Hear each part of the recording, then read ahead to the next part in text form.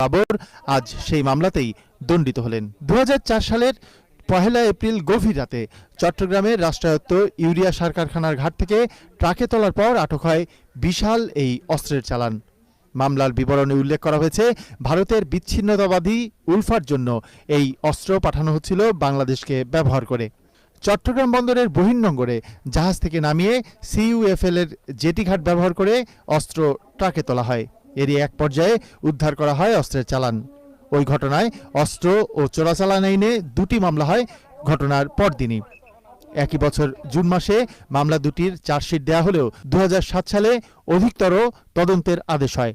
পরে ২০১১ সালের সেই চার্জশিটে জোট সরকারের শিল্পমন্ত্রী মতিউর রহমান নিজামী, স্বরাষ্ট্র প্রতিমন্ত্রী লুৎফুজ্জামান বাবর ছাড়াও সে সময়ের ডিজিএফআই ও এনএসআই এর শীর্ষ পর্যায় থেকে শুরু করে মাঠ পর্যায়ের কয়েকজন কর্মকর্তাকে আসামি করা হয়। এর আগে ওই মামলায় আসামি ছিলেন মূলত অস্ত্র লোড আনলোডের সাথে জড়িত শ্রমিকরা। ওই ঘটনার সময় ছদ্মনামে সেখানে উপস্থিত থাকা উলফা নেতা পরেশ বড়ুয়াকে গ্রেফতার করা যায়নি।